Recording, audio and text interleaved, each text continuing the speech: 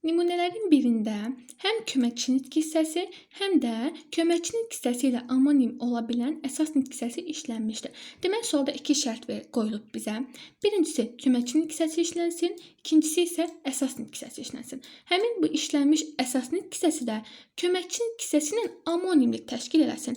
İndi baxaq. Sanki göylərdə uçan quş kimiyəm, sanki yerdən uçurulmuş kimiyəm.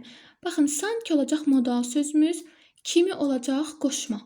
Köməkçi nitq hissəsi işləndi, amma əsas nitq hissəsi ilə amonim, əsas nitq hissəsi də işlənib, amma həmin bu əsas nitq hissələri köməkçi nitq hissələri ilə amonimlik təşkil etmir.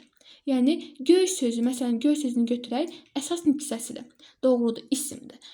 Amma həmin bu ismin köməkçi nitq hissəsindən amonimliyi yoxdur. Onun üçün A-nı çıxırıq. Mən özüm düz 30 il bundan əvvəl anadan olmuşam. Köməkçi nitq hissələri, baxın, düz olacaq burada ədat. Əvvəl də olacaq qoşma. Amma digər əsas nitq hissələri, məsələn, mən, özüm, hər ikisi əvəzlikdir. Əvəzlikləri, yəni köməkçi nitq hissələri ilə amonimliyi yoxdur. B-ni çıxırıq. Zənnimcə yoldaş tacirliyin fəndini çox gözəl bilir. Zənnimcə olacaq modal söz, yəni köməkçi nitq hissəsi işlənib. Tacirliyin fəndini çox gözəl bilir.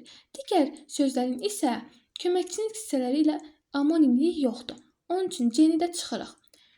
Uşaqlar dağılışdılar və xanım da ancaq bundan sonra eyvandan otağa çəkildi. Köməkçi nitq hissələri işlənib. Məsələn, və bağlayıcısı, da bağlayıcısı, ancaq ədatı, sonra qoşması işlənib. Amma digər əsas nitq hissələrinin köməkçi nitq hissəsi ilə amonimliyi yoxdur, yəni işlənmiş. Bunlar, məsələn, uşaq isimdir, uşağın köməkçi nitq hissəsi ilə anonim deyil. Yəni uşaq sözü hər hansı bir başqa köməkçi nitq hissəsi kimi işlənmir. Onun üçün D-ni də çıxırıq. Bu heç də nağıl deyildi, doğru əhvalatdır. Heç də olacaq. Köməkçi nitq hissəmiz işlənib, doğrudur. Doğru isə olacaq sifət. Həmçinin bu doğru söz də amonimdir. Amonimlikdə necə olacaq? Əsas nitq hissəsi kimi sifətdir.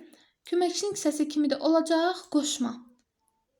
Məsələn, deyirəm ki, evə doğru getdi. Yəni istiqamət bildirən qoşmadır. Onun üçün cavabımız olacaq Y bəndi.